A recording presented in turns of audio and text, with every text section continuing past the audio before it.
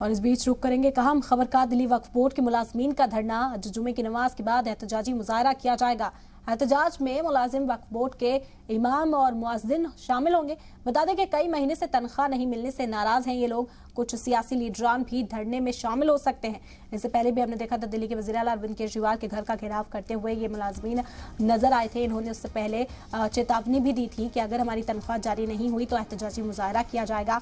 और आज वो दिन है, जुमे की नमाज के बाद एहतजाजी मुजाहरा दर्ज कराते हुए ये लोग नजर आएंगे। दिल्ली वक्फ बोर्ड के मुलाजमीन हैं जो बेहद नाराज हैं क्योंकि उनकी तनख्वाह अदा नहीं की जा रही है। कई महीनों की तनख्वाह है जो रुकी हुई है, जिसकी वजह से उनकी जिंदगी में गुजर बसर करना मुश्किल हो गया है। उनके सामने अपने रोजमर्रा की जो जरूरतें हैं उन्हें पूरा करने की भी पैसे नहीं बचते। वो रकम की अदायगी उन्हें नहीं की जा रही है और इसी से नाराज आज एहतजाज का सहारा लेने को मजबूर हो गए हैं ये लोग। दिल्ली वक्फ बोर्ड के मुलाजमीन हैं जो इस वक्त धरने पर दिखाई दे रहे हैं। आपको बता दें कि आज जुमे की नमाज के बाद एहतजाजी मुजाहरा दर्ज कराने का पूरा प्लान है, पूरी तैयारी यहां पर की गई है। एहतजाज में मुलाजमीन, वक्फ बोर्ड के इमाम और मुअज्जिन शामिल होंगे। कई महीनों से उनकी तनख्वाह नहीं मिली है। कुछ लोग तो ऐसे हैं जिन्हें 24 महीनों से भी तनख्वाह नहीं मिली है और उनकी जिंदगी गुजर बसर करना अब उनके सामने